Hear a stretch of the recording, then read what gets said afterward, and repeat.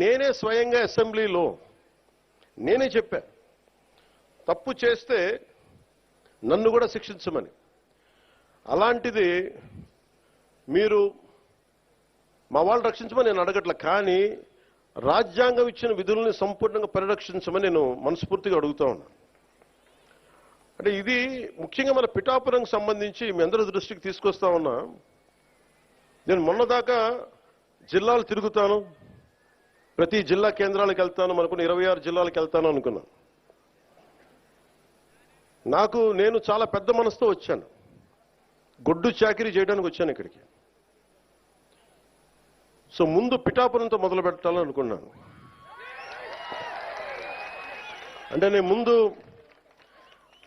నాకు ఉద్దానంతో ప్రారంభించాం కాబట్టి శ్రీకాకుళంకి వెళ్దామా, లేదంటే భయంతో ఉండే ఎంతసేపు భయం గుప్పిట్లో ఉండే కొన్ని రాయలసీమ జిల్లాలకు వెళ్దామా, ఇట్లా అన్ని ఆలోచిస్తాను. ఒకటే అనిపించింది, ముందు ఇంటిని శుభ్రపరచుకున్న తర్వాత బయటికి వెళ్ళి అనిపించింది.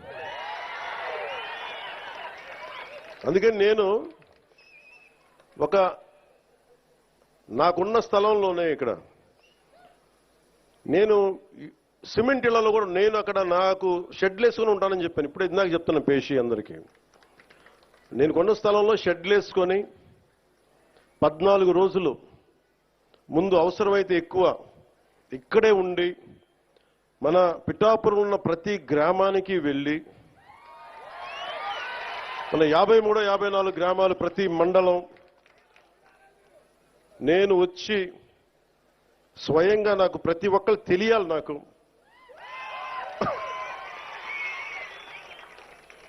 అందుకని నాకు అదే కావాలి, మన ఇద్దరు కూడా.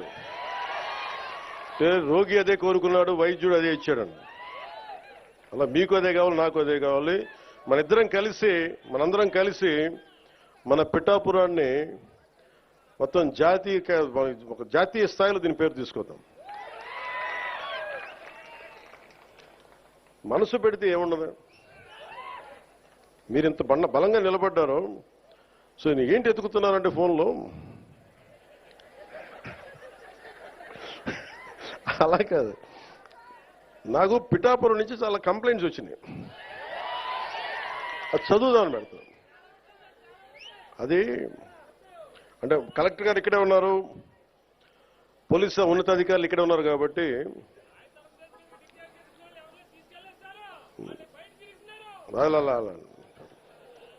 కొన్ని బయట మాట్లాడుకున్నాయంటే కొన్ని లోపల మాట్లాడుకునే ఉంటాయి. కొన్ని ఇంటి సమస్యలు ఇంట్లో ఇళ్లలోనే మాట్లాడుకుందాం. అంటే పిఠాపురం పట్టణంలో కొంత ఎస్పీ గారి దృష్టికి తీసుకొస్తా ఉన్నా, కొంత ఉదాసీనంగా ఉన్నారు మన పోలీస్ వ్యవస్థ అని చెప్తా ఉన్నారు. ఒకసారి మీరు చేయండి, ఎందుకంటే చిల్లర దొంగతనాలు పెరుగుతూ ఉన్నాయి. గంజాయికి అలవాటు పడ్డ కుర్రాళ్ళు 100-500 లాక్కొని పోతా ఉన్నారు. దొంగతనం చిన్నదే కావచ్చేమో కానీ ఊళ్ళల్లో నోటి మాట ద్వారా దొంగతనాలు పెరిగాయి అనేది మొదలైతే పవన్ కళ్యాణ్ వచ్చి దొంగతనాలు పెరిగినాయంటే చాలా దరిద్రంగా ఉంటుంది. దయచేసి చూసుకోండి. సహా చెప్తా, ఇంకా చాలా లిస్ట్ ఉంది, చదవనే. పిఠాపురం పట్టణంలో రథాలపేట, ఇందిరానగర్, అగ్రహారం ప్రాంతాల్లో గంజాయి వాడకం పెరిగినది ఉంది. అవునమ్మా? అలాగే తున్నించి వచ్చేవాళ్ళు ఇక్కడ కుర్రోళ్ళకి గంజాయి సప్లయర్స్గా మారుస్తున్నారని ఇది ఉంది దృష్టి. అలాగే మొన్న ఎస్సీ బాయ్స్ హాస్టల్లోకి వెళ్ళి కొంతమంది పిల్లల్ని కొట్టి 10-25 రూపాయలు లాక్కొని హాస్టల్లో వాళ్ళని డబ్బులు తీసుకున్నారని చెప్పారు. అదే రోజు మళ్ళీ పోలీస్ కంప్లైంట్ చేస్తే పిల్లల్ని తిరిగి కొట్టారని ఉంది నా దృష్టికి. అలాగే ఈ నెల 2వ తేదీన దారి కాచి ఒక వ్యక్తిని కత్తితోటి బెదిరించి ఒక బంగారు గొలుసు జేబులో 500 లాక్కొని వెళ్ళిపోయారు. పిఠాపురం పట్టణంలో ఉన్న RRBHR ప్రభుత్వ జూనియర్ కాలేజ్ దగ్గర ఈవిటీజింగ్ పెరిగిపోయింది. బైక్స్ మీద రౌండ్స్ కొడుతూ అమ్మాయిల్ని ఇబ్బంది పెడుతూ వేధిస్తున్నారు. ఈ విషయాన్ని ప్రిన్సిపల్ శ్రీ కేశవరావు గారు 3 నెలల క్రితమే పోలీస్ స్టేషన్కి వెళ్లి తమ కాలేజీ మొదలయ్యే సమయంలో పోలీసు ఉంచితే అమ్మాయిలకు భయం ఉండదని చెప్తా ఉన్నారు. ఈ కాలేజ్ దగ్గరే కాదు, పట్టణంలో ఉన్న ప్రైవేట్ కాలేజీల దగ్గర, బస్ స్టాండ్ దగ్గర ఈవిటీజింగ్ పెరిగింది. రాత్రి వేళ రోడ్ల మీద బైక్ విన్యాసాలు చేసే వాళ్ళతో ప్రజలు ఇబ్బంది పడతా ఉన్నారు. ఇలాంటివన్నీ చాలా ఉన్నాయి. సెటిల్మెంట్లు పోలీస్ స్టేషన్లో కాకుండా, లాయర్స్ కాకుండా కొంచెం దయచేసి అందరూ మనస్ఫూర్తిగా దృష్టి పెట్టండి దీన్ని. అంటే ఎందుకు చెప్తున్నాను ఈ మాట అంటే, నేను తిరుపతి సంఘటన జరిగింది. అక్కడున్న పోలీస్ శాఖ గనక నిజంగా అక్కడున్న డిఎస్పీ గారు గనక సవ్యంగా బాధ్యత నిర్వర్తించుంటే, బాధ్యత అప్పచెప్పిన ఎస్పీగా ట్రాన్స్ఫర్ అయ్యేవాళ్ళు కాదు. నాకు ఇది చాలా బాధ కలిగించింది. అందుకని పిఠాపురంలో నేను ఎవరిని కూడా, మీరు అడగండి కలెక్టర్ గారిని కానీ ఎస్పీ గారిని కానీ, నేను ఎవరిని రికమెండ్ చేయలే. నేనేం చెప్పానంటే, నేను ఎవరిని వెండేట ప్రభుత్వం, మీరు గత ప్రభుత్వంలో మీరు పనిచేసి ఉండొచ్చు, నాకు తెలియదు, నేను అన్ని మర్చిపోతున్నా, గతం అంతా మర్చిపోతున్నా. ఇప్పుడు ఫ్రెష్గా ప్రారంభిద్దాం. నేను మిమ్మల్ని జడ్జ్ చేయను. నాకు ఇవ్వాల్సిందల్లా సుపరిపాలన ఇవ్వండి. తన్నా మన అని భేదం లేకుండా అందరికీ సమాన న్యాయం చేయమని అంటే, అది జరగకపోతే మటుకు మళ్ళీ నా లాంటి వాడు వచ్చి రోడ్ల మీద తిరిగితే ఎవరికి నిద్రాహారాలు ఉండవు. అక్కడ దాకా తీసుకెళ్ళదు. ఎందుకంటే నేను ఒక రౌడీ మూకను ఎదుర్కోవడానికి, గుండాల మూకను ఎదుర్కోవడానికి నేను మొదటి తరం రాజకీయ నాయకుడిని. మొదటి తరం రాజకీయ నాయకుడిని. మా నాన్న ముఖ్యమంత్రి కాదు, మా నాన్న కానిస్టేబులే.